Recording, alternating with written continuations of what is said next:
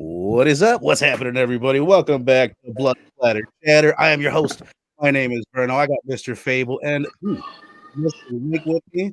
And tonight we're talking about the 2013 Mike Flanagan film, his second film, Oculus. And a quick promotion now for the Sunday shows that I've been doing. Me and my buddy Peter talked about the first half of The Haunting of Hill House, of course, done by Mike Flanagan. Last week, had a ton of fun doing that. And I've been also having a ton of fun watching the rest of those shows so we can wrap it up this Sunday, sometime in the afternoon. Keep an eye out for it. But we'll be doing episodes 6 through 10 of the finale, part 2 of The Haunting of Hill House. So fucking good. And what's cool, I put this in the middle because like we've never done an Mike Flanagan film. So I was like, well, let's talk about him in the middle of it. And then as I'm watching this, I'm like, oh my God, does this pair like so well? You can see like almost all of the ideas that he is in Hill House.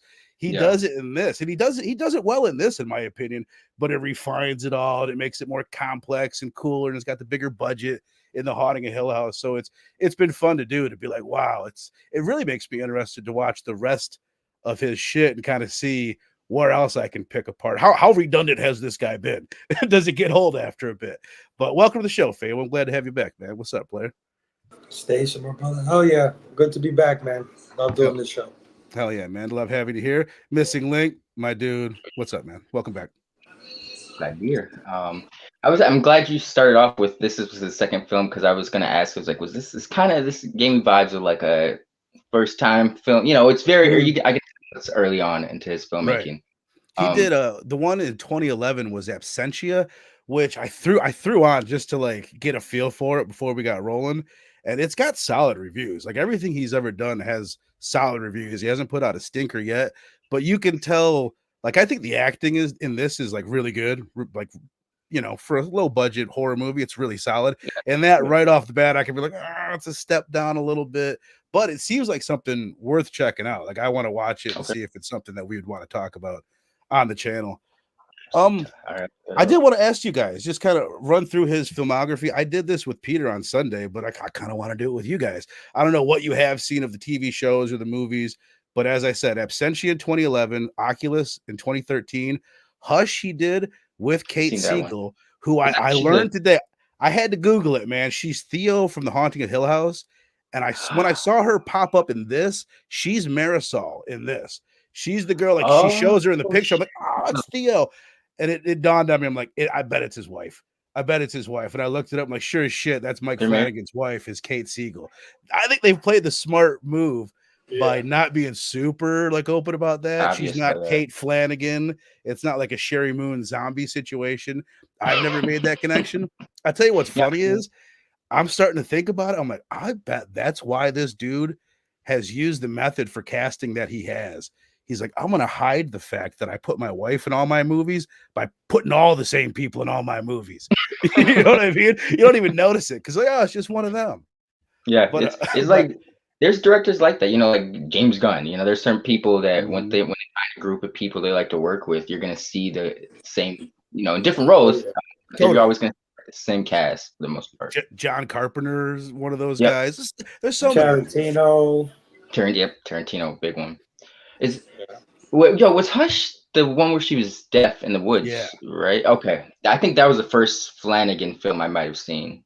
Super good. This is what I was saying. Like all these movies, I had watched a few of his movies before Haunting of Hill House, and not knowing that they were the same guy. You know what I mean? It wasn't like Mike Flanagan was this big name. I was thinking about it before we got rolling. I feel like there are bigger directors. There's like more creative directors that I think are way cooler currently, but as far as like being almost as household of a name as you can be as a director in 2024, it's him and Jordan Peele. Like I feel like a lot of people know the name Mike Flanagan, right? Yeah, absolutely. And he's consistent too for the most part. Like there's not been a stinker that and there's some fantastic horror directors who have had their ups and downs, you know. So totally, I would say that could kind of coincide with like my only like the negative thing I would say about him. I remember saying almost this exact same thing when me and Robbie talked about our favorite directors a while back. Like the first thing I ever did on the channel is like, as far as like his contemporary directors, he's one of the most consistent, but he's probably the one I would be least excited about hearing he's got a new movie. If you tell me Yeah. Jordan Peele or Robert Edgars or a lot of those names, Ty West or someone, I'm gonna be like, oh shit, yeah. It'll be, oh, Mike Flanagan's doing something. I'll check it out when it hits Netflix, or I'll get to it probably because he's a little bit, I don't want to say he's generic because I do respect the guy quite a bit, but he's more generic than those guys that I just mentioned. You know, he's not an auteur at all. Yeah, you can kind of expect like the same. It's like I said, it's consistent, but he's not really gonna try or experiment with too many different ideas, camera angles. You know, it's shit of that nature. Like even this Oculus, I feel like he's done that Haunting of Hill House. Is there a sequel to that shit, or is there There's another another one? There's another one. It's not a sequel, but it's part of the same universe, using the same actors. Not the same universe, but they call it the Flaniverse on Netflix. The Haunting of Bly Manor. Okay. Which is That's what's cool is this one Oculus. I don't have their names or anything, but this seems to be the movie where like he assembled his crew. He's got his cinematographer and he's got his composer, and they're ride or die homies through everything. Like everything that he's done since this has been with those guys, and you feel it. Like this feels so much like the stuff that I am familiar with from the TV shows, but which all I've seen is Hill House. I was going to finish his shit. He did Before I Wake in 2016. In 2016, he did Hush, Before I Wake, and Ouija Origin of Evil, which all I've seen is Hush. He did Gerald's Game in 2017. Heard about that with the mom from The Haunting of Hill House, and that is great. That's a real creepy woman. I gotta watch all this stuff, man. It's the only thing I've ever seen from him. It's fire. And then he did the sequel to The Shining, which is, I said it last week, it's way better than you ever thought it could be. You didn't see that one? Sequel to The Shining, that's got to suck, but it's good. It's really good. Yeah, Ewan McGregor, bro. He's the kid all grown up. Shit called. I'm really blanking. Yeah. Rogue saying he remembers seeing Hill House but wants to rewatch it for sure. Says Hush is solid. And what was the Hill House better than Bly Manor, but Bly was good. That's exactly what I've heard from almost everybody. And he says Midnight Mass is good, which I hear that's like some people love that. Some people their favorite. I've seen that. I've heard different people say each one of them is their favorite between those three. So that makes me excited to check the rest of them out. You never saw Hill House, Fable? You gotta. I think you'd love it, man. It's right up your alley. Oh yeah, I mean, if it's anything like this movie, I'd definitely watch it. Hell yeah, man. Hell yeah. Steph, have you seen any of the other? He did Midnight Mass, or the newest one was Follow the House of Usher. I haven't seen any of his ghost shit, but I've seen Midnight Mass, the vampire one. That was solid. I will say that his shit is slow.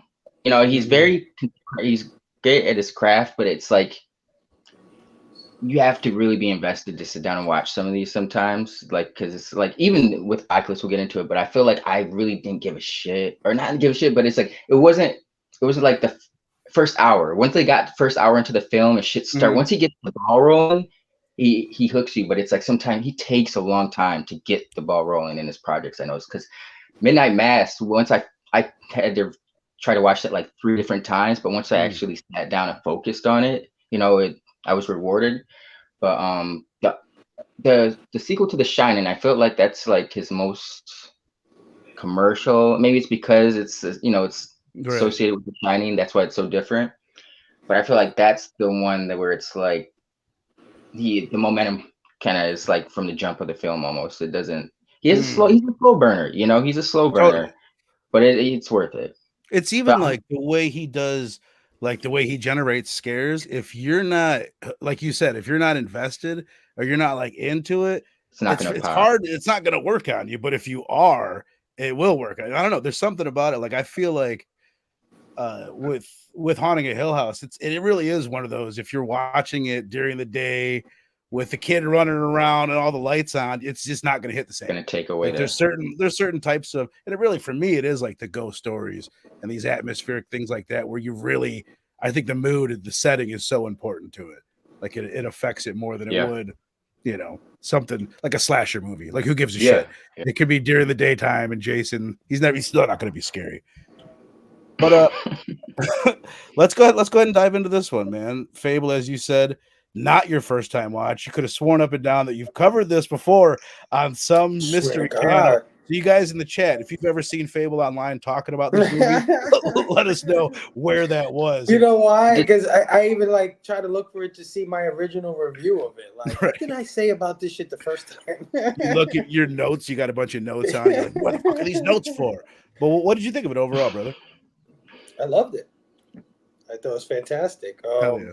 In hindsight, hearing what Steph has to say about, or you as well, saying generic or nothing really exciting as far as visually, I do got to agree with that. But I think the way it unravels itself is definitely well done. Like, it's a good story. It's a good episode of Twilight Zone or whatever it is. You know what I mean? This kind of storytelling. So I enjoyed it. I really did. It was really good. Hell yeah, man. I love to hear. I did too. I ended up watching the thing twice. And I even have in my notes, not super visually interesting. And like, dude, it's so weird. I watched it the first time on Plex because that's where it's streaming for free. And god damn, is that a crap service as far as is that where you watched it, Fable? I watched it on Plex, yes. Dude, did you not think like compared to like Tubi or some of the other places, Freevee or whatever? I felt like the commercials were long as shit and frequent as shit. And this is an hour and 45-minute movie. I'm like, I think it kind of screwed with the pacing for me the first time. I said, screw it today. And I'm like, I'm going to give this thing another go. I squeezed another one in and I rented it. I rented it on Fandango and I paid for HD. And like, first of all, just the quality of the picture was so much better. Obviously, that pacing was better, but I was able to appreciate some of, and plus on the second watch, I knew that this was the same cinematographer from Haunting a Hill House. And there's some moments in there where it is like, Steph, I don't know if you remember that like one shot episode that they do where they kind of act like the whole thing is in one big take. And there's some really impressive. That's his biggest, like, I'm going to take a chance. I'm going to do something crazy thing that I've ever seen from his career. But there's some, like, they know what they're doing now. They kind of knew what they were doing then. That's the way I feel. Like you can see that they've got it, even with the music and the sound design. It's really, it has the same feel. Well done. It's well done. It's professional for sure.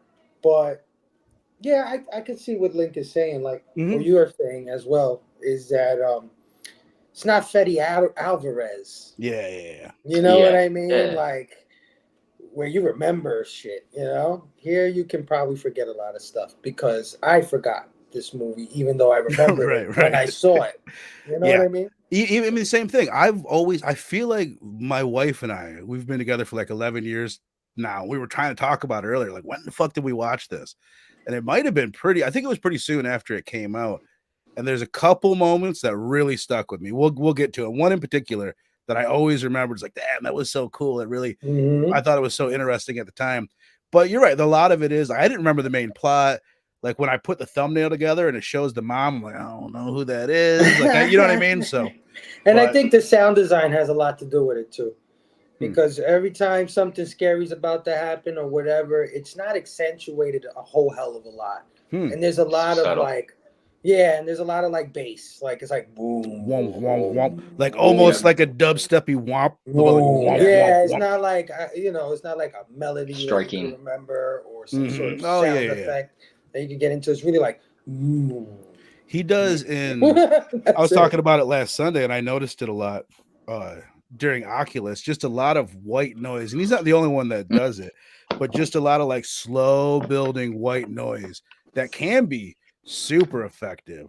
Another thing I mentioned last week about Hill House is like how he's really patient. It's a TV show, so they have the time for it, but sometimes that extra second can really build the scares. And now going back 5 years prior, it's not quite as patient. There was a couple times I'm like, 2018 Flanagan would have hung on to that and just made it a little bit more creepy. But Steph, my brother, as you said, first time watch for you. What'd you think, dude? Real quick, did you say you didn't know who the mom was in this? No, I didn't. When I made it and I saw her just like looking crazy, I'm like, no, I didn't even know who she was till I looked it up.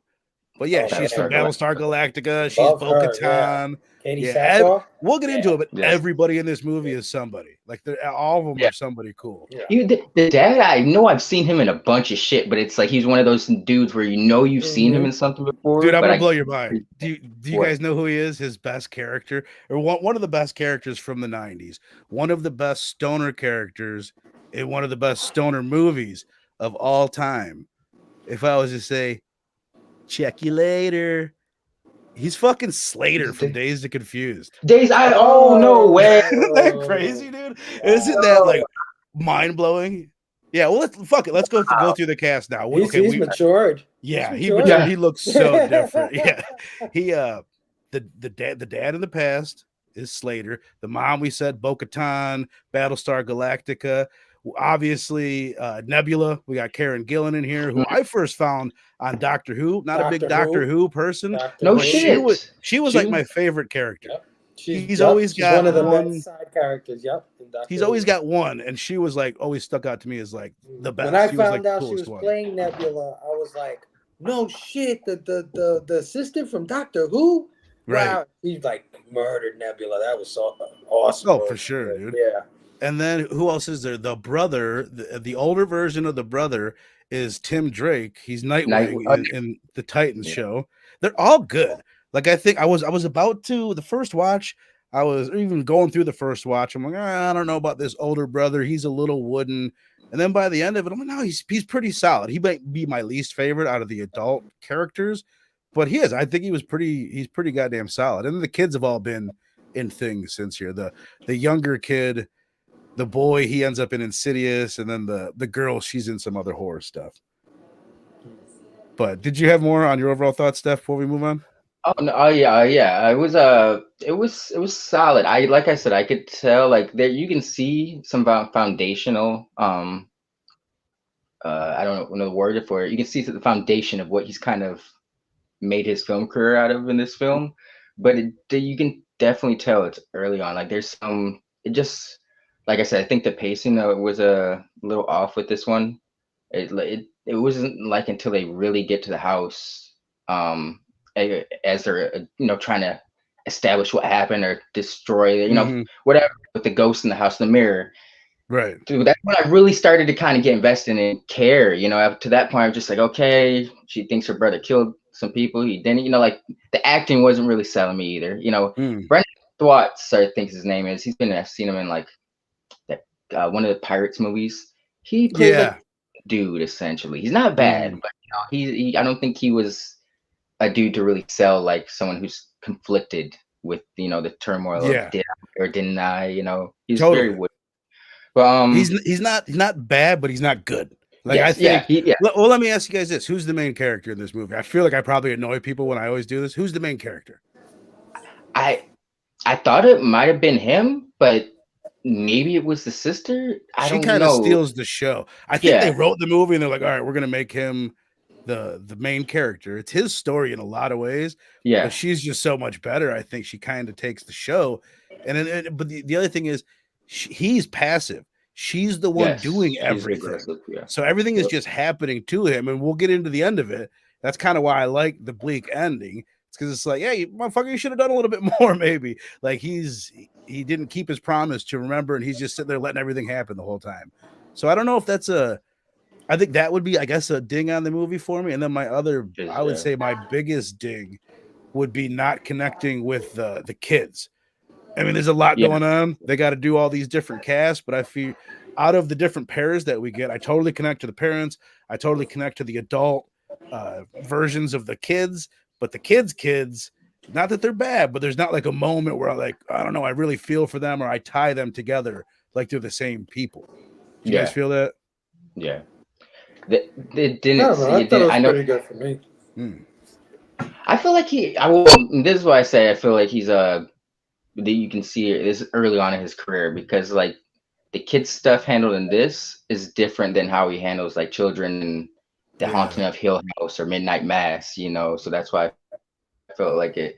I can see what you're saying, Bruno. They're not terrible, but I do feel like there's a little disconnect where it's like anytime these kids are on screen, we're supposed to be thinking like this is. I know that's them from the past, but they don't really I mean, they're kids, but they didn't have like any characteristics or anything to Right. really That's a great that connection.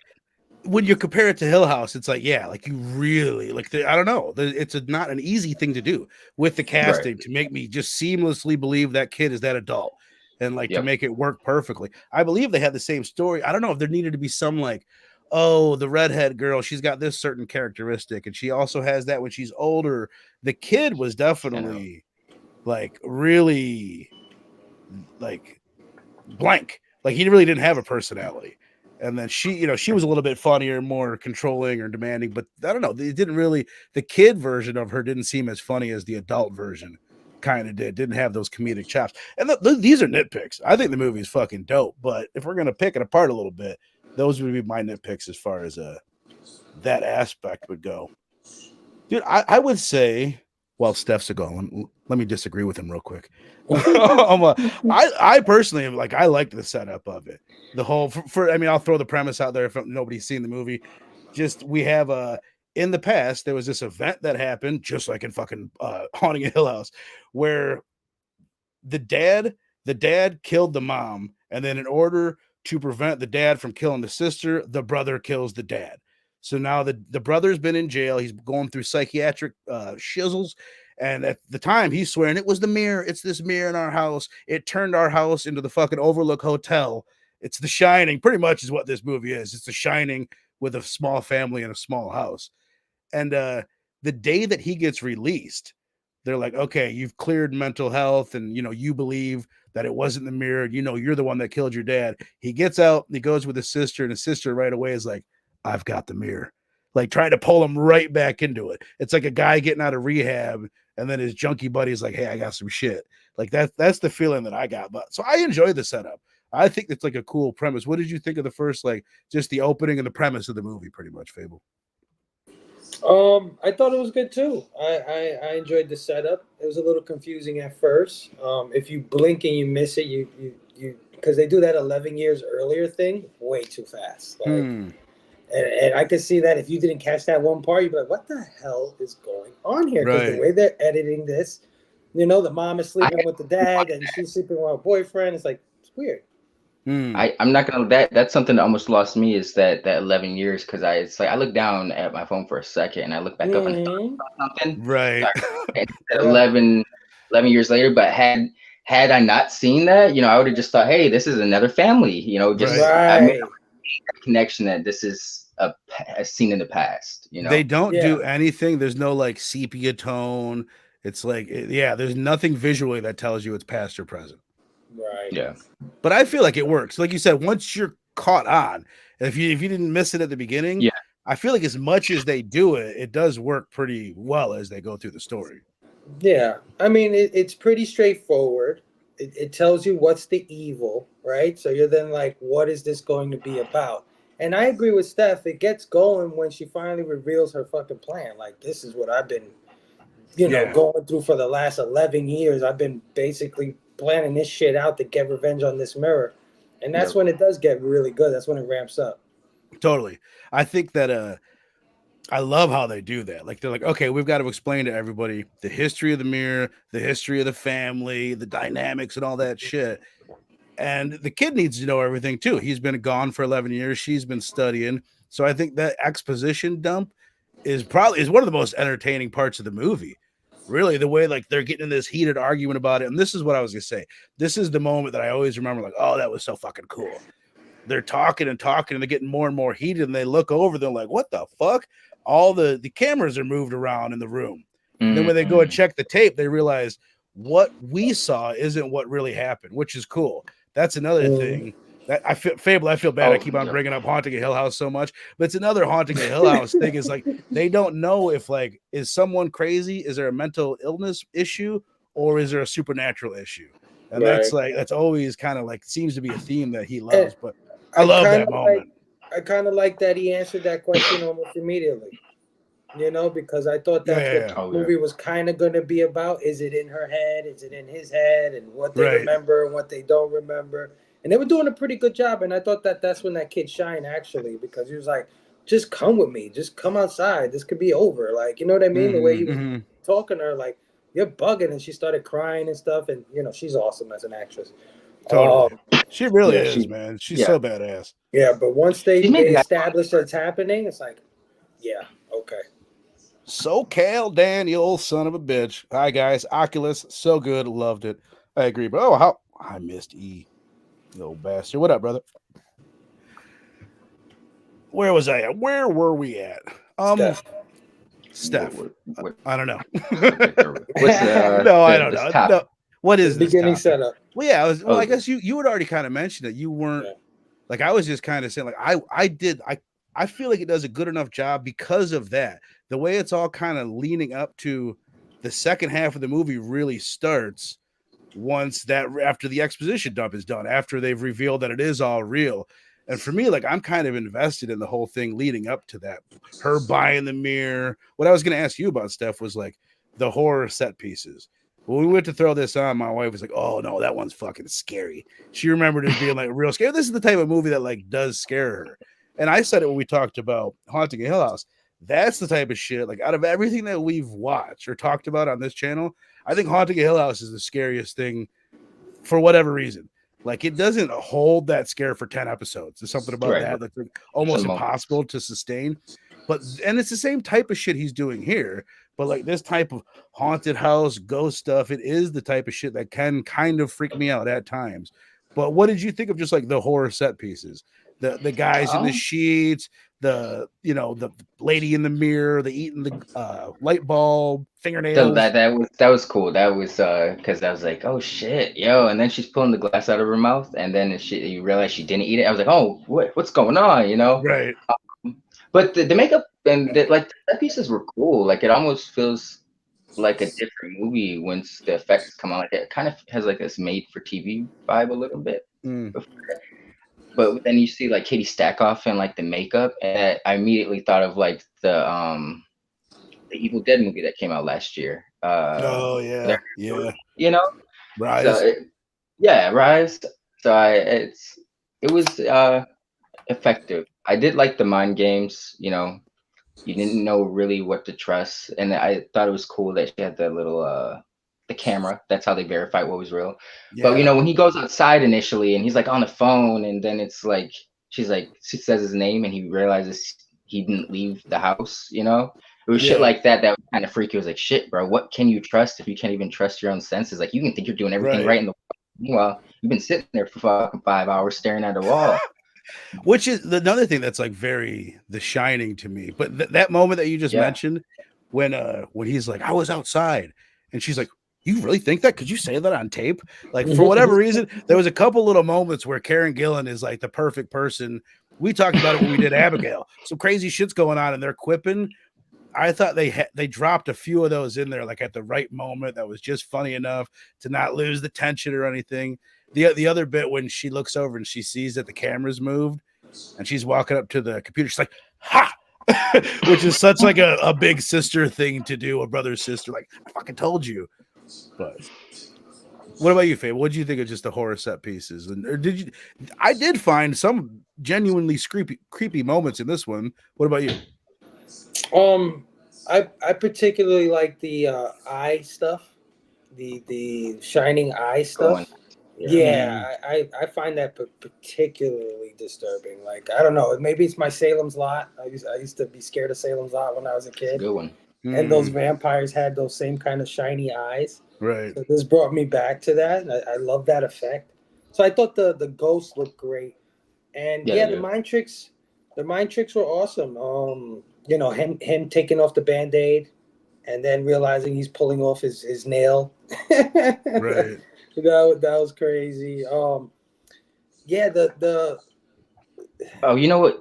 You just remind me, Fable. I gotta get this one out real quick. The glowing eyes, though, when the dad, it's like towards the end, the sister goes out to see. She opens the doors, the room the dad is in, and he's sitting in the dark. And then like the mom's eye, she peeks her head around the door and shit. And she girl, that got me. I was gonna say, I was like, oh, shit, that reminded me again of Evil Dead Rise. That moment that she like comes around the corner like that. Yeah. Or when they're at the window, the two people, they're at the window and they're just looking outside the Stare. window. That shit is scary as hell, bro. Like, and they know they got to Right. go back in there, like with these people. But yeah, that was great, and I also liked that it seemed as if they were interacting with each other from the past to the present. Right. Because there was a moment when the young version of himself looks at the older version of himself, right? Yeah. Yep. And it's like he was there, but he Totally. wasn't actually a ghost. It was him from the future, kind of thing. There's It was weird like that. There's But I one like moment that. where the brother and the sister, when they're young, are talking to each other, and the girl's like, Tim, which is funny because he's Tim Drake and fucking Titans. She's saying Tim, and then all of a sudden it's Karen Gillen's voice coming through the kid's mouth, Tim. And you're like, it just takes you a second, like something's off there, and then it's like it's her, and she pops out of it. That's another thing, man. Like Haunting of Hill House, like they blend those casts together, and he's really these are the themes that he's interested in. Is like how your childhood can affect your adulthood, how you bring that trauma with you is like one of his big things. And The Shining, because like the more I watch this movie, the more I'm like, oh my god, there's so much Shining bits. Like when the dad's in the office and the mom goes to walk away, and he's like, "You grotesque cow." That's like so like the moment where Wendy comes up to Jack and he's sitting there working on the typewriter. And then later on, she finds a sheet of paper and it's Marisol written all over it 100 times. That's like, all work and no play makes Jack a dull boy. Mm-hmm. And then, no spoiler, but just a little thing in Hill House I saw today. Steph, I don't know when you watched that last, but the mom in that one, she's doing these blueprints. And in the blueprint, she draws all this like crazy shit. That's just like, it's another really like, oh my God, this guy loves The Shining moment. It's such a similar ass thing that he does. But did you guys want to? I couldn't think of. I was trying to think of the name of the Shining sequel, and just finally Doctor Sleep. Okay, right. So it's a very strange title. You're like, what?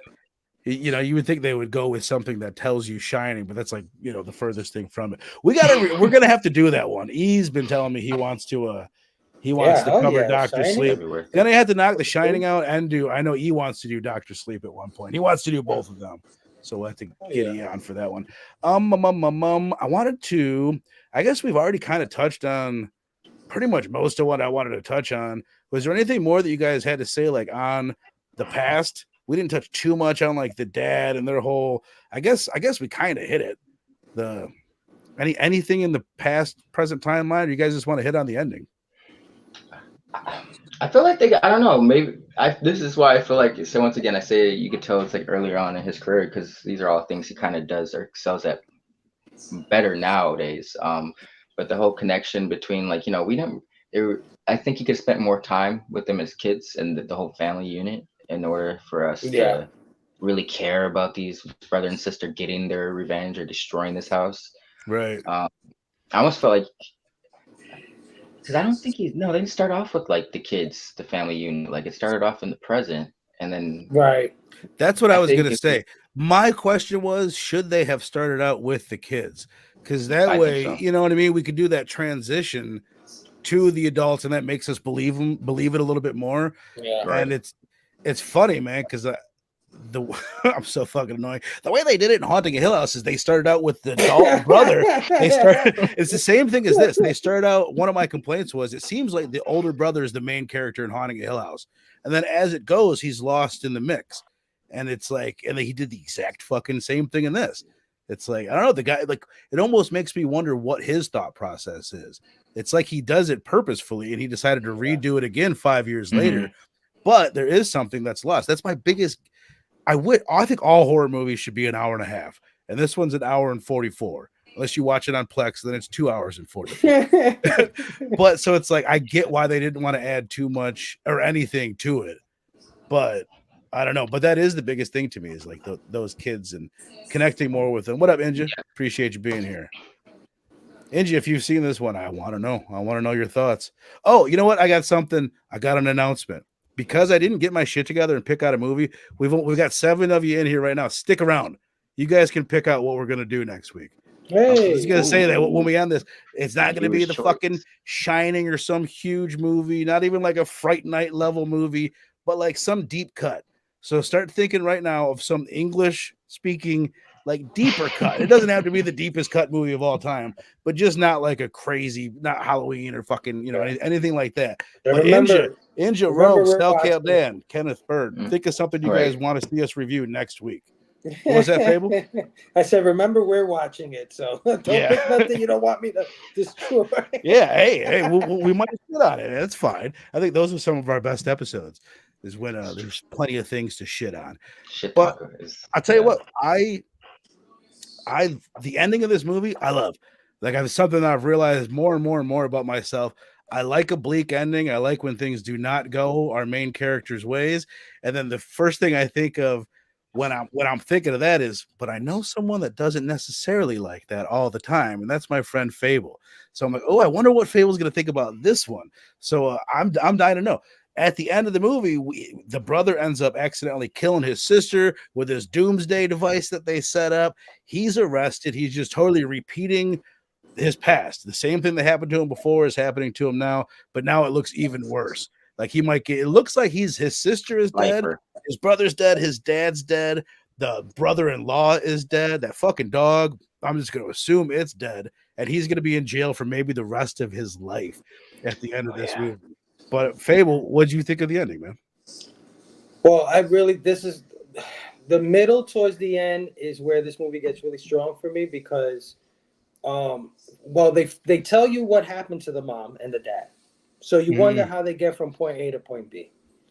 And they're reliving their past while living in the present, and they're more intercutting with the childhood and telling the story of how they got to where they're at the same time going through the shit they're going through at the present, which I thought was brilliant. And it just being the same thing with this poor kid, kills his father, and now he killed his sister. Yeah. And he's never going to get justice. Nobody's ever going to believe him. And that is a completely earned, dire ending. That's what I'm talking about. When I want these things to be earned, when I want these bad endings to be earned, or these not bad, you know what I mean? Right. Like nobody wins, you know what I mean? This is the kind of thing that I like, because it just flows, it goes with what's going on, and it's just like they're showing him being arrested as a kid, showing him being arrested as an adult, the same exact mirroring. And what's awesome about it is that the sister, she was very confident in the beginning. She was planning this shit, and she thought she was going to outsmart this creature, ghost, whatever the hell she thought this thing was. And at the end of the day, that shit outsmarted her. And she bit off way more than she can chew. You can't beat something illogical with logic. And I just like how that, went down. Hell yeah, dude. The other thing I really like that they did is they had it right there where she's saying, you're seeing her as a kid saying, don't forget, promise me you're not going to forget. And what did he do? He forgot. So it's like, this is something that I'm going to bring this up probably frequently. E's kind of issue with the end of another movie that we talked about that had a bleak ending was that the character didn't have an arc. And we were comparing it to Get Out. It was so similar to that. Like in Get Out, he has an arc. And at the end, he learns something. He's able to get himself out. The movie that me and E were going back and forth about, the guy doesn't have an arc. He doesn't learn his lesson, and he fucking dies. I'm being vague because I don't want to spoil that movie. But that's what made me think about this one. This character doesn't really have an arc. He, you know what I mean? He doesn't believe his sister, and he's like fighting the whole time. He doesn't learn his lesson, and he pays for it to the end. And that's what I think, like, yeah, he's a likable kid. I'm upset about his situation, but it's satisfying. It doesn't, at the same time that I'm saying that, it doesn't like rip my heart out of my chest the way like The Mist does, the way the movie that I talked with E does. It's something about the stakes or just like can you give me the year? Because now this mystery box has me like over here. It's 2022. It's one of the foreign films that we did. There's a remake coming out in a month or so. Yeah. You know exactly what it is. Yeah. Hell yeah. All right. Well, Steph, what do you think of the ending? You guys in the chat too. What do you think of the end of this one? Like Faye was saying, I thought that whole flashbacking while he's going through, like we're revealing the mystery of what happened with the parents while it's kind of playing out at the same time. So that was interesting. Because it was like, damn, he really, yeah, you could say he did kill the sister, but it's like, oh, the dad. Do you think the dad came out of like being possessed when because the dad's Yeah. essentially Oh his yeah. finger was on pulled Oh it, yeah. So the dad, Totally. I like Yeah. that. Like the dad, it was kind of a way to take the brother off the hook, right? The yeah, dad's like, kill me, and he leaned into it and had him. He basically killed impressed. himself. And Yeah, the mom too. The mom was choking out the daughter, and Yep. she at the midway through and she came out choking, of, she was like, "Yeah, she came out of it too." and then You know so it what? was like, I'm sorry, Steph. My bad. no, go ahead. Talking about a nitpick to me is that yeah, they got mind tricked, but they didn't get possessed. Yeah. That's what I was What trying to made think. them Is this a Oh, ghost story? Is it a possession You know movie? what I mean? It's like The Shining. Whatever rules The Shining has, this movie right, and Hill House have. It's that ghost haunted house that's like almost like property, it possesses people. yeah, Right. But it's like everybody gets affected to the point where they just start doing ridiculous stuff. Whereas the daughter in particular, but even the son, I mean, they get mind fucked, but they don't actually get possessed. Like, you don't Right. see the brother trying to kill the sister or the sister yeah, trying to kill the That's a good brother by point. the end of it. You know? There's really no rhyme or reason for who gets possessed and why don't even as adults But you know they what? never do that. It may be because they got away. Hmm. So the mirror might want to be taking revenge on them. I don't want to possess you. I want you to end up killing your sister without even you knowing. And I want you to get killed by your brother because Right. you think you could get me. Watch how I screw you. I was Did, gonna ask you guys just because I couldn't think of why. Hang out of that stuff because what I'm about to say probably isn't that great. So we're gonna need you. Is why why a mirror? Like I didn't really get like there wasn't like this like oh I'm like seeing myself in the reflection. I didn't get why it had to be a mirror or it could have been any object. And like right, they even name it Oculus, so it's like it's really about that looking the at visual. something. Or there's no like voyeurism. There's no like vanity of looking yourself in the mirror. I don't know. Telling you, it's the sound design in this movie is what lets it down the most. I bet you if you could rescore this movie, it would be a lot more scarier because anytime that mirror is in the room, there should be a theme, and it should be a Like powerful theme. something very, Right. Yeah. I will agree that there should be because I actually like what's there. I think you like what isn't there, and I'll agree with that because today well you would probably listen to it with the headphones too, and particularly it might be because I was listening to it headphones and I usually don't that I was like into the sound design, but there's not like some memorable do kind of thing. It's just these like weird ambient noises and the occasional he also that composer he'll do these occasional like really like elegant moments like I don't know if you remember when the sister like when she first sees that something happened and she's like look there's like this like really elegant like I don't know like uplifting score comes in that doesn't fit with the rest of it but in a good way. SoCal Dan says whole damn movie was good including the end. I knew then Mike Flanagan was a director to pay attention to. He blew me away with Midnight Mass. I'm dying to see that. I'll say it right now. Me and my buddy Peter will be doing. I think E wants to do it too. So E, you're invited. We're going to be doing that during Fang Fest in January. We're doing a bunch of vampire stuff, and that's going to be something that's going to be on a Sunday for sure. We're going to do Midnight Mass in January on a Sunday. I think it's like 6 episodes, right? It's not like an 8 or 10. I think it Maybe is like maybe 8. Maybe it's 8. Yeah. I know it's shorter. I know it's shorter than Hill House. But hell yeah. Where are we at? I'm sorry, Steph. Oh no. I thought the ending was brilliant. Well, not brilliant, but I enjoyed it. I can't help but feel like, it was a fucked up ending, but it's like I think, like we were saying earlier, had he spent a little more time establishing the kids, could maybe open up the movie with the kids. They're showing them having this like really enjoyable life. It would have hit a little bit harder because you could the situation just fucked up to begin. It put anybody in that situation. It's fucked up. Where he's been framed for the murder of his parents because the dad shot the mom and then so his prints are on the trigger. Right. He did his sister, but it's like the way it's kind of when they're driving off. I was like, damn, that's fucked up. But it wasn't. I feel like if the emotional weight wasn't really there. Not to take away from it, Well, but no, picture if it was her. Don't you think if it was her, like if she got arrested and now she's going to jail, we're more connected with her, and maybe that would have hit harder. It wouldn't have like made as much sense with I the mean, story and everything. in a way, because it's like she's spent the last 11 years thinking I'm going to get my revenge in this house and prove my brother's innocence, and then would have proved. I mean, it was all for Right. naught, but She's to the one. have They could have left the fucking mirror alone. Yeah, she is the one that like went and got it and put herself in the situation. so it would Maybe have been she like should have this went is to all. jail and he should have died. No, I was gonna. If he would have died and she would have been the one to go to jail, like imagine that. It's like you spent all this time planning your own demise. Like if you had Yeah. this shit, maybe your brother would still be alive. Can't really do anything about the parents, but I don't know. It just maybe it's the main dude that it's like I didn't really feel it because it's like yes, the situation is fucked up if you look at it because he's been framed for the murder of his parents.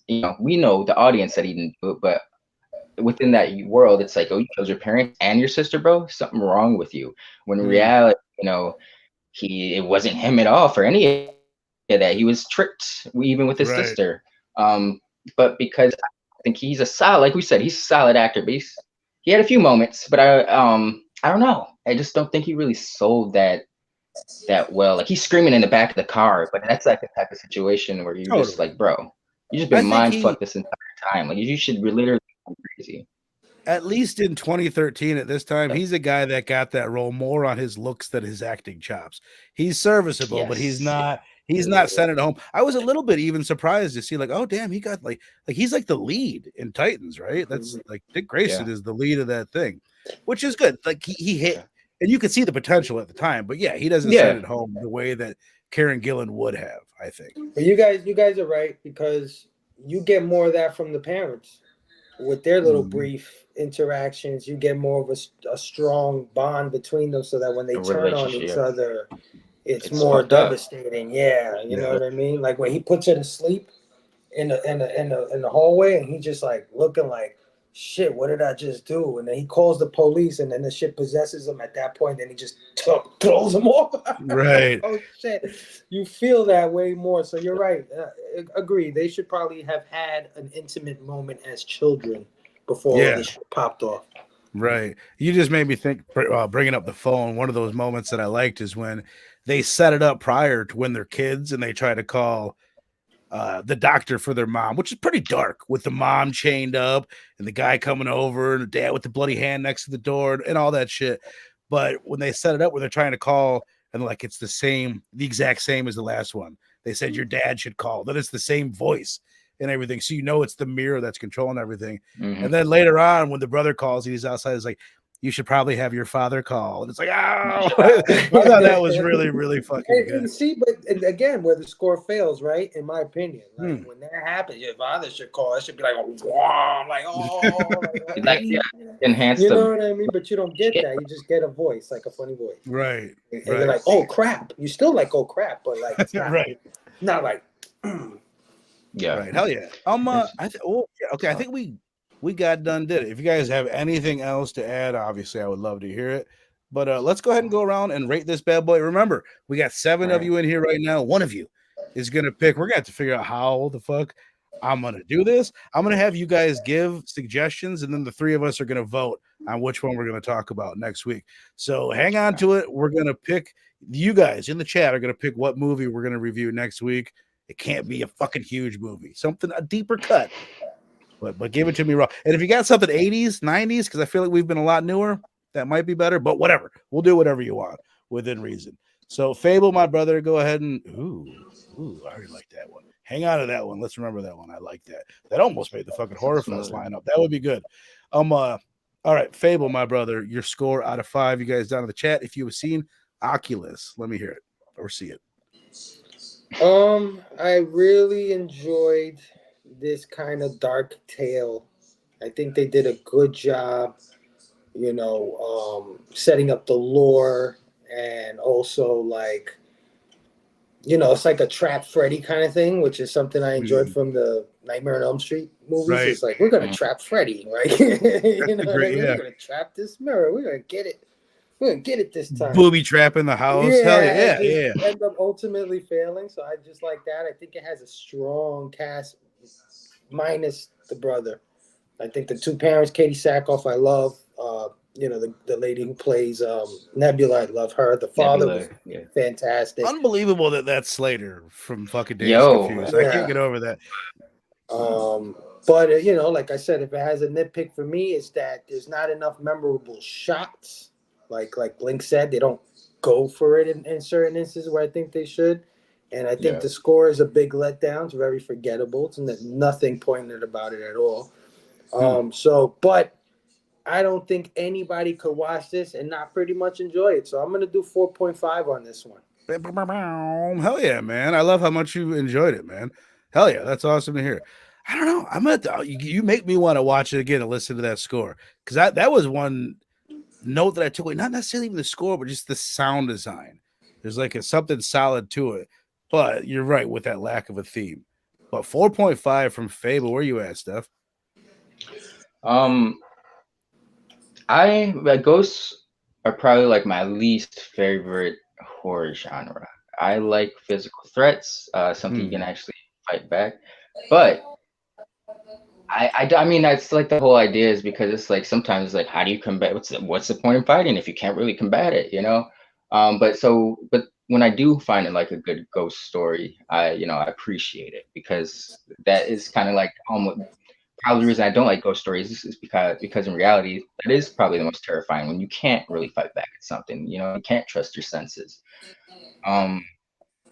So this was a well done ghost story. It was a slow burn a little bit, but overall it's very effective. It's got some cool moments. The cast is solid for the most part. Even Nightwing, he does what he does. It's like you've seen him in this, Right. you've seen him in Titans. But you should see him in WB spandex. actor, WB actor archetype right there. Yeah. But it's you can tell it's early on. It's an early film from a filmmaker. But it's solid. You can, like I said, there's some foundational stuff there that you can like see themes and stuff that he's carried on and other projects he's done over the years. But this once again, this is early on in his career. So while it's solid, there's a lot of things working against it. Things that could have been fine, tightened up. Like the pacing that really the whole hour. I don't know. Maybe it's just me, but it just took me a while to really get invested with these guys. That's fair and enough. Then there's certain points it seemed like one of those like straight to DVD films. Which I only say this because his stuff now I think is, even though it's a slow burner, I think it's very quality in terms of like looking cinematic and visually appealing. It's not crazy, but it's much more sophisticated than what's going on in Oculus. Right. But he doesn't really have that now. It's early on in his career, so I'm not holding that against him, but I have to acknowledge that. But overall, it is a solid experience. I'm not one for ghost stories, so the fact that I was able to enjoy this, get something out of it, I think that says something. So I'll give this a 3.75. 69. I was right there. You know what? I was right there with you at a 3.75 on my first watch. Then I fucking pulled a Verno and I watched it again. And I'm gonna give it a 4, man. I just think because if you look at like what we've covered, like there's not many movies that we cover like this because there's like, I don't know how to explain it. There's like this cheesiness or this corniness attached to a lot of like these Blumhousey type of movies, these James Wan era, post Insidious, Conjuring era, like, you know what I mean? Like there's a sheen to them for sure. Like the way it's lit is very, it's bright. There's no grit to it. That's why I was like, I appreciate like the fingernail bit and the biting the light bulb bit to add a little bit of like nastiness and like some real visceral horror into it. But I don't know. This is like, to me, it's like, it is a solid movie. I think the pacing, once I didn't fucking watch it on Plex, I thought for me, the pacing was solid. And it's all about that first 25 minutes. If you're into that.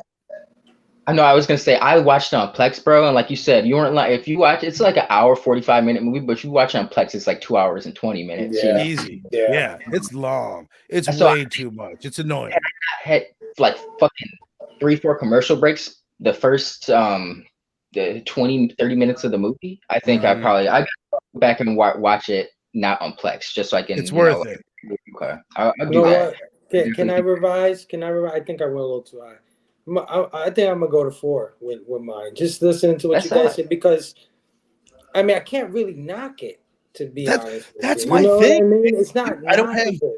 There's not one thing that is above a nitpick for me. You know Right. what I mean? So that's why I'm like, damn, how do I really like bang on a movie? There's something like a little bit cheesy and a little bit corny about it, but I can't put my finger on what the fuck that is. You said made for TV stuff. I wouldn't go full there, but I know exactly what you're talking about, and that's what it is. There's something. It doesn't have that.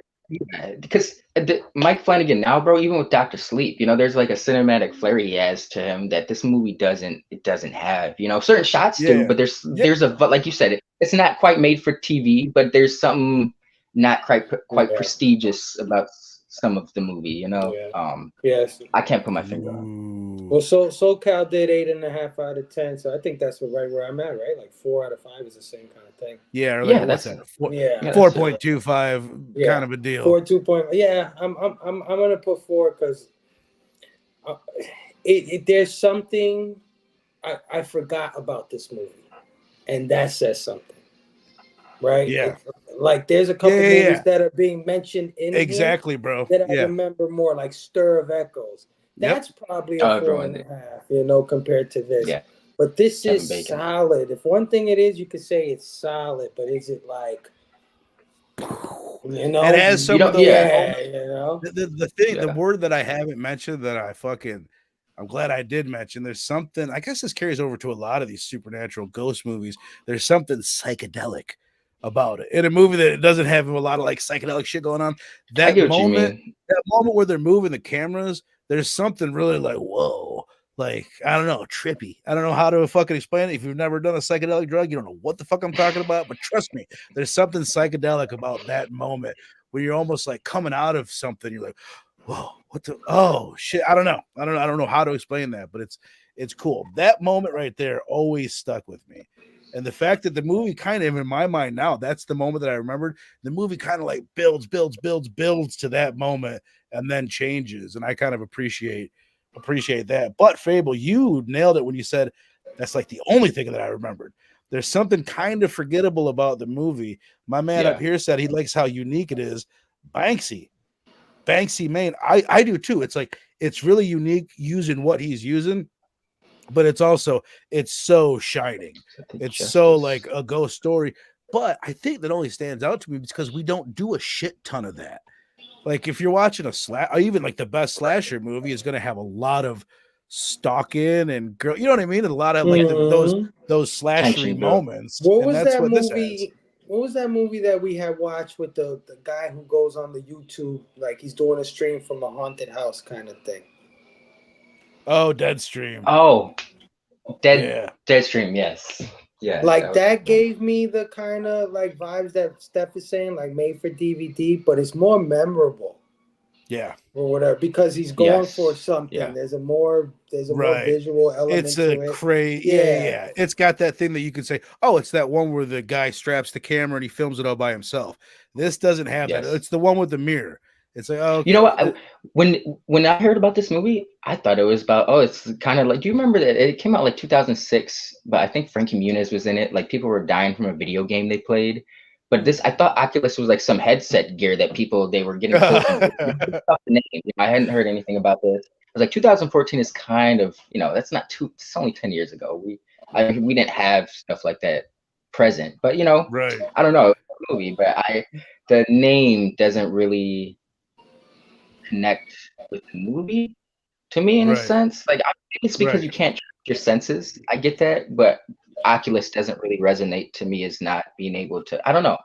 I get it, something with the eyes, and that's a theme in the movie. But Oculus, maybe it's because I've been trained by like Google and shit to think it's a VR headset, stuff like that. That's what when I looked it up today. First of all, I don't know what I saw because I didn't watch it in reviews. Somewhere I saw someone saying, oh, this was a perfect setup for a series of, I think it was a review that came out at the time. They're going to have, this might be the new big horror franchise, people, Oculus. It's like, I'll tell you what, I'm really glad that guy was like, no, I'm gonna do other things, original shit, and end up becoming a household name that he has instead of being on Oculus 7 right now, where there's a bunch of cracks in it and shit. There's an Oculus that came out this year. I think I seen it on Plex. Different movie or different thing altogether. Not even horror. It's not okay. All right. Yeah, I saw that too. I was like, oh shit. I thought, I'm like, damn, is there a remake or something? Yep. But just clicking on, I'm like, okay, I'm pretty sure it's not.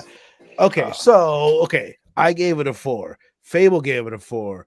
Link gave it a 3.75. And that's all fine and dandy. But the real important thing is we're gonna figure out what are we reviewing next week. So we've got some. I'll tell you what, if you put stuff in there, if you put anything up in the chat before, say it again now. Put your chat now if you got anything. If you just joined us, if you want to pick something for us to review next week, that isn't huge. Everything you guys have put has been perfect within the parameters. No Halloweens, no Shining, no nothing like that. This is one it's a big name, but I would do Wicker Man. I don't think anybody on the fucking panel would like it, probably even including me. I'd call Robbie and see if he wanted to do it because he likes it. The others, 70s one, or is talking about the I was going to one? say that. Yeah, is there an earlier version? There's a 70s one. Yeah. Yeah, I assume he's talking about that one.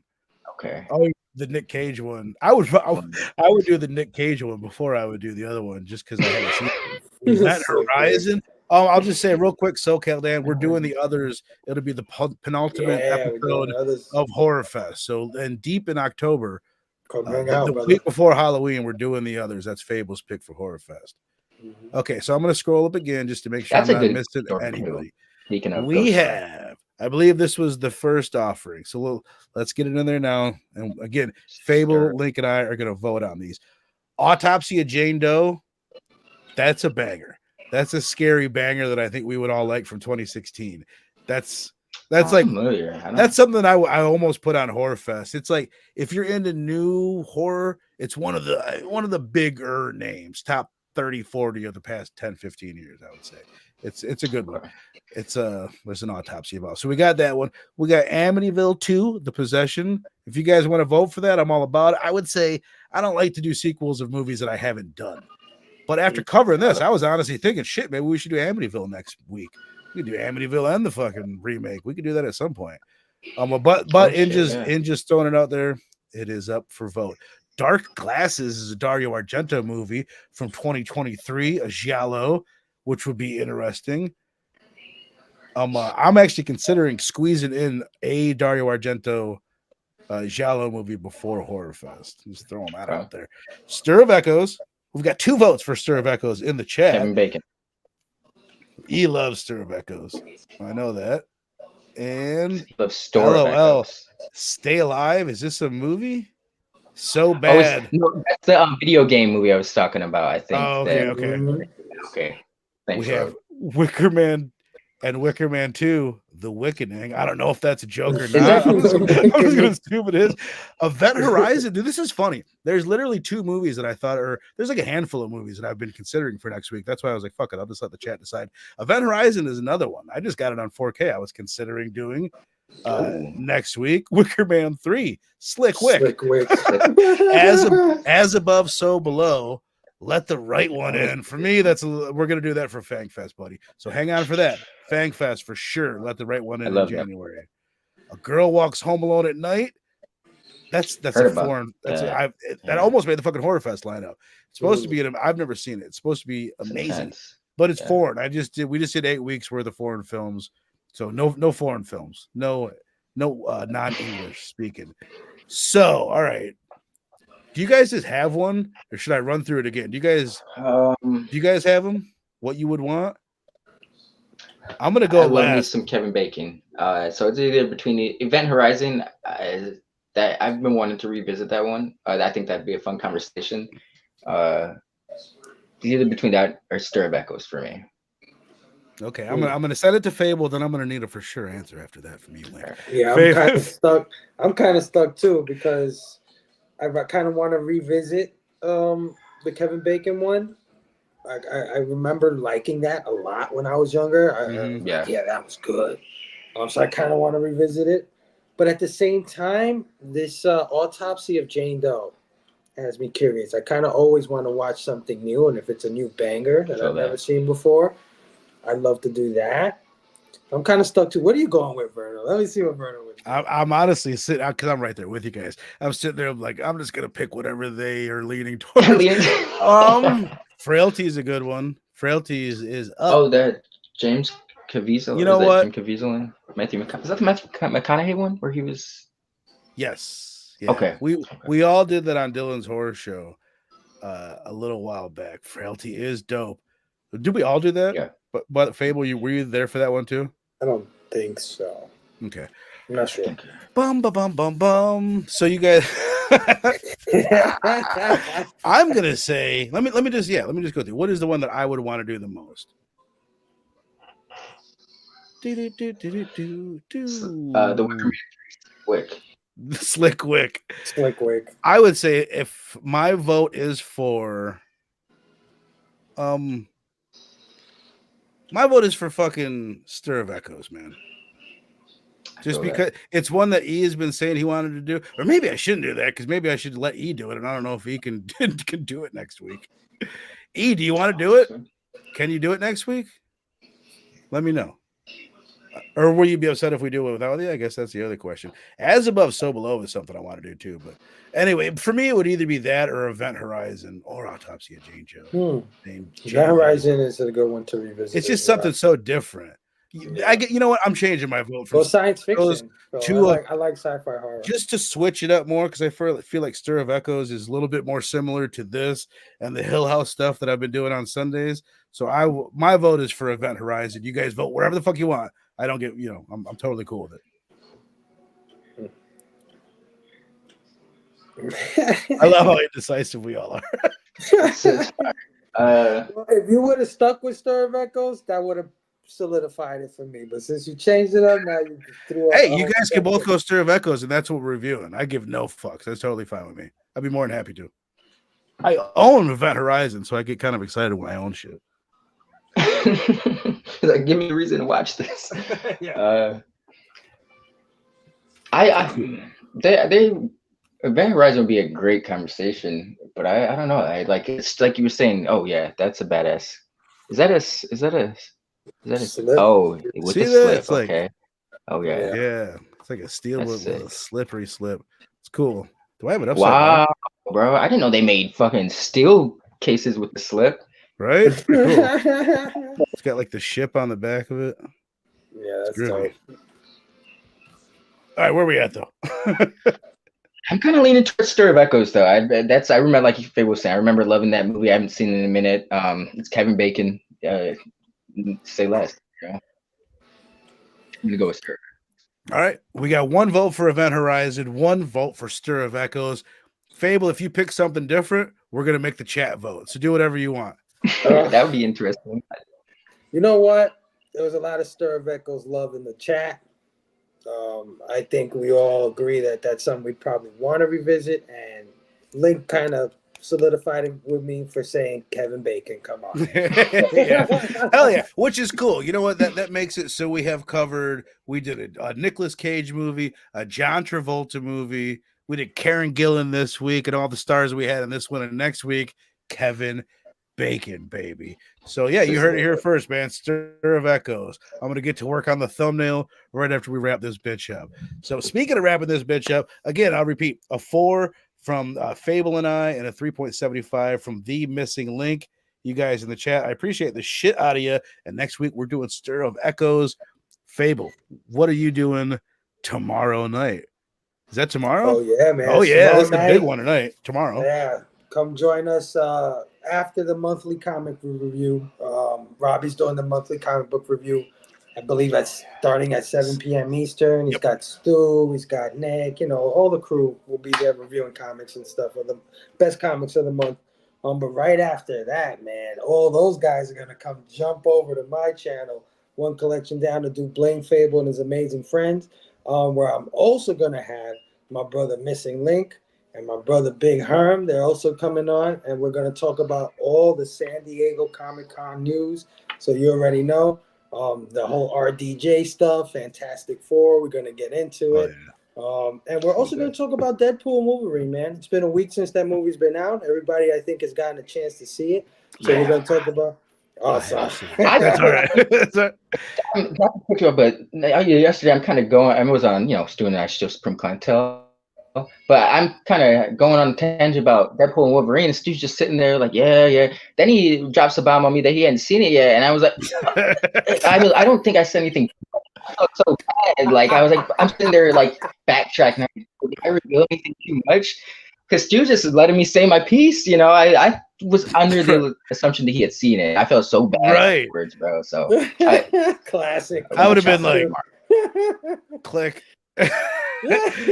Well, how do I unmute? Oh, now you're stuck on mute. Man. Oh, there we go. Man. Basically, the crew's gonna be there. Oh, Eric's gonna be there. I didn't say he's gonna be there.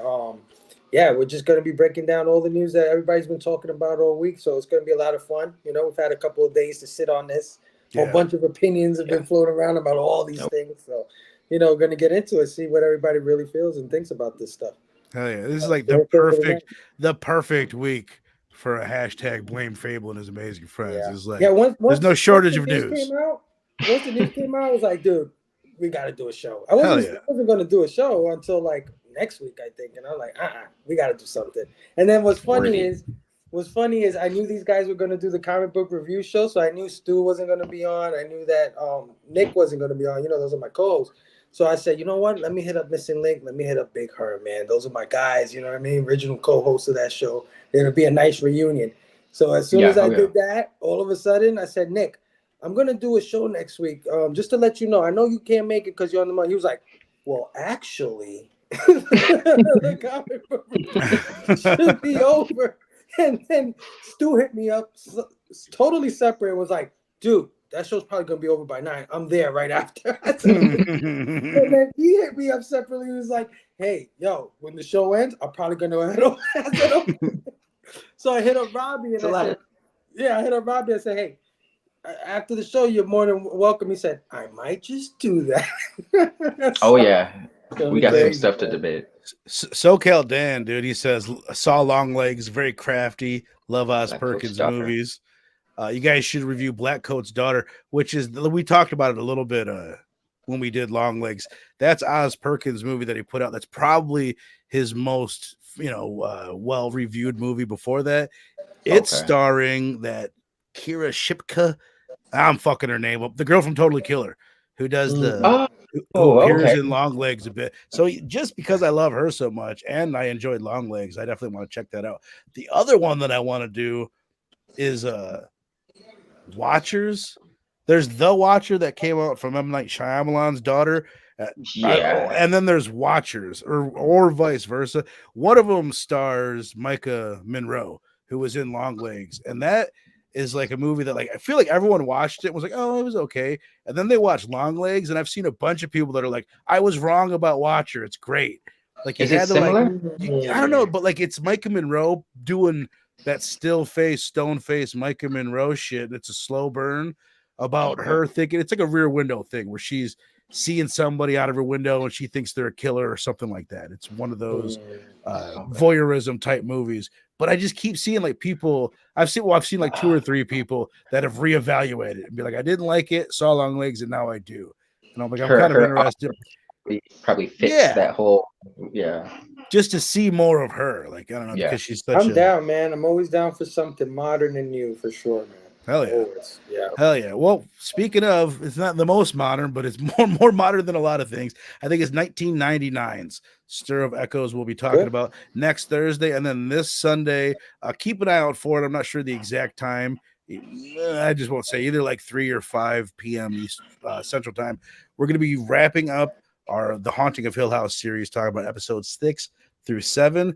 And then Steph, just last night, you guys did your 1-year anniversary show of Supreme Clientele. I assume you guys be back next Wednesday. Oh yeah. I believe next Wednesday. I gotta confirm it with Stu. I was drinking a little bit, but I know we are going to be covering. We cover comics of old sometimes, and sometimes it's weekly. But I know the last couple of weeks we've been doing weekly. But next week we might be going back to an arc, or it might be the week after that. But yes, next Wednesday, 9:30 p.m. over at Dr. Doom's Fan Club, Supreme Clientele. We talk about comics. Oh yeah. We do review, but it's kind of just going over, just comic love for the most part. The episode before last, we had like 4 comics to cover, and we barely covered 2 because everything else. Yeah, That was super enjoyable, man. When you guys go off on tangents, it's like that's some of the best. That's always the best shit. Hell yeah. All right, well, let's go ahead and wrap this bad boy up. Again, I appreciate you guys in the chat. SoCal Dan, you old son of a bitch. Appreciate you being here, man. I really do. Oh yeah. Inja, as always. As always. I should point out that Stir of Echoes was indeed Inja's pick, so I appreciate that. Yeah, absolutely. Rogue Collecting, my brother. Appreciate you. Oh, no shit. Banksy Maine. Banksy Maine. Banksy. Yo, Bank, is your profile picture from Justice? The group? I'm just curious. Kenneth Bird, you old son of a bitch. Kenneth Bird, when are you going to get a profile? I'm sick of seeing that K. Let's get a fucking bird on there, bro. Let's get something. Bird on there. K-Bird. Yeah. But all right, man. Again, check out Blame Fable, His Amazing Friends tomorrow night. Check out Supreme Clientele every Wednesday. And check me out with my buddy Peter this Sunday, talking about the last 5 episodes of The Haunting of Hill House. Thank you, guys. We'll see you next time.